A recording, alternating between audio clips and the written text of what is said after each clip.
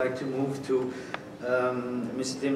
Tim Foxley, who will discuss the future, again, whatever I was talking about, the future of Taliban, Islamic State and the Pakistani military after the US withdrawal from Afghanistan. That's a very nice bridge I made, I think. We'll see.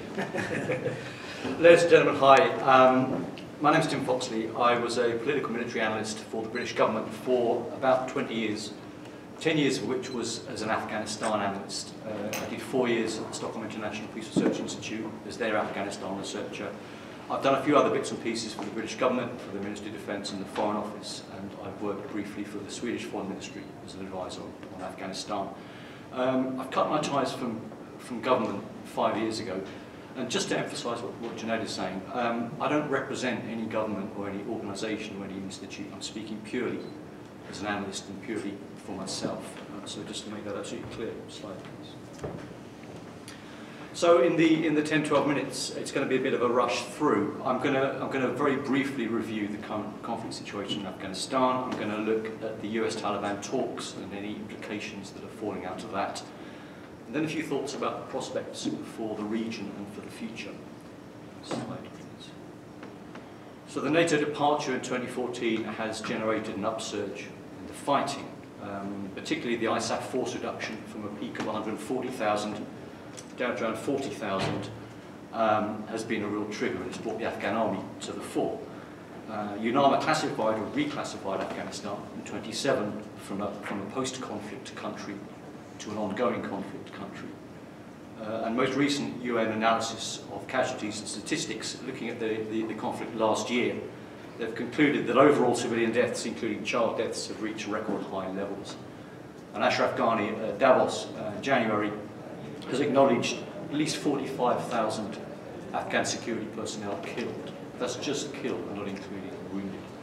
So clearly the conflict is very much underway. Slide please.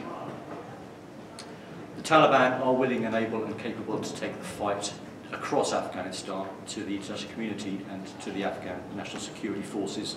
The Taliban are still benefiting from a safe haven in Pakistan. Now, on a day-to-day, village-to-village, district-to-district basis, it's quite difficult to judge who controls what at any given time. It's quite a fluid situation. And independent analysts, as you can see from the slide, very often disagree with what the official line is coming from, like the American government or the international community.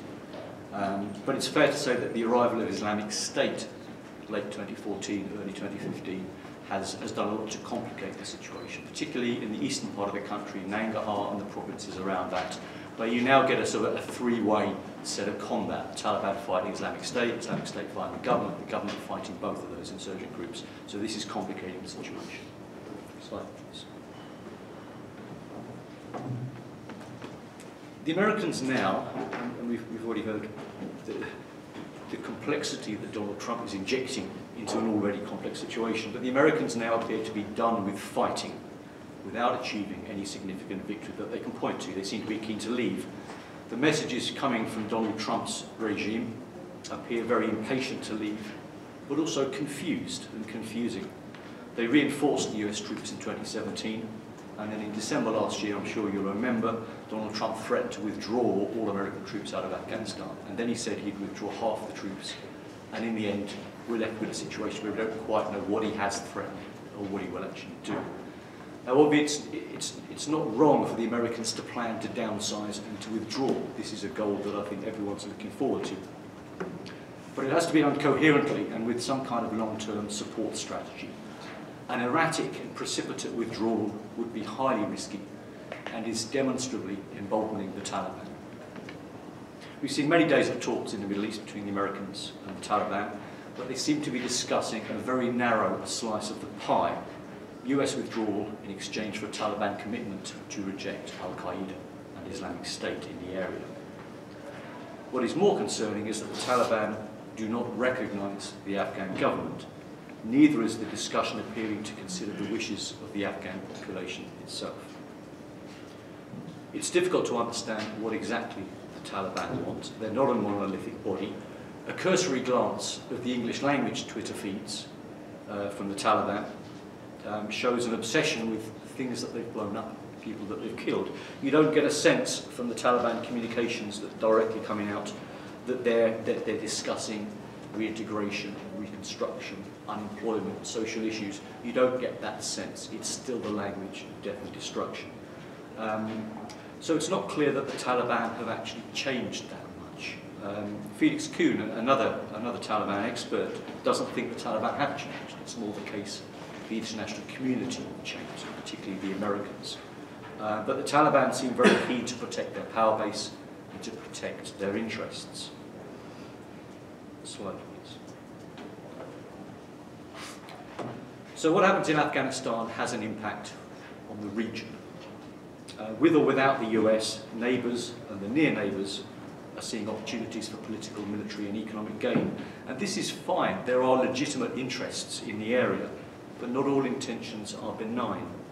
Clashes elsewhere, I'm thinking particularly of Kashmir at the moment, could certainly see an impact played out in Afghanistan. India and Pakistan both see Afghanistan as an area for cultivating influence and for thwarting the activities of the other. Pakistan's relationship with insurgent groups, such as the Taliban, remains complicated.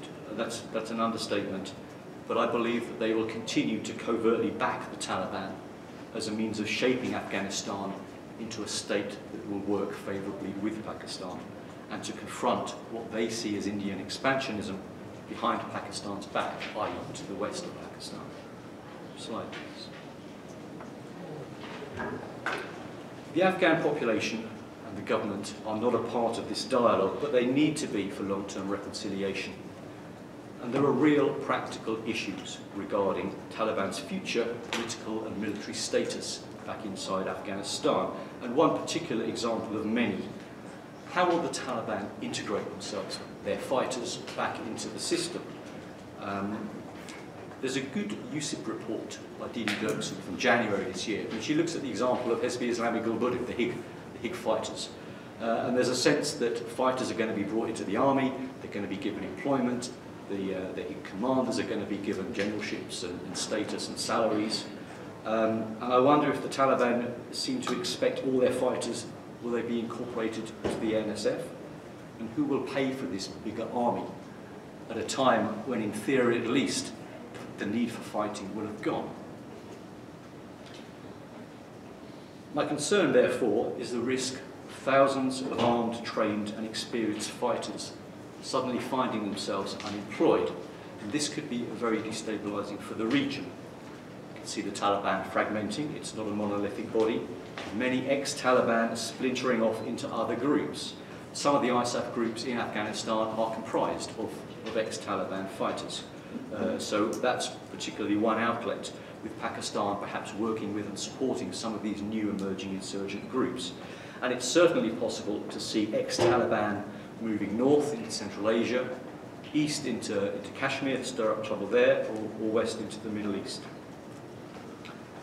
The Taliban will not be able to win democratic elections. I don't believe that they fully understand the implications of this. I don't know if they recognise that they won't be able to do this. They appear to have little tolerance or understanding of modern forms of governance and society, forms that the Afghan population have now been embracing for 5, 10, 15 years. My concern is that the Taliban still have this old understanding of governance.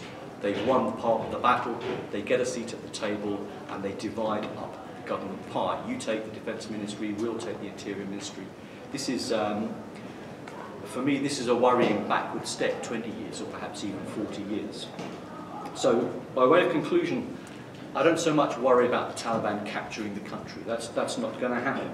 But the external pressures of this insurgency, combined with the internal fractures and pressures of what is still a fragile and flawed Afghan government, combined with a precipitate US withdrawal.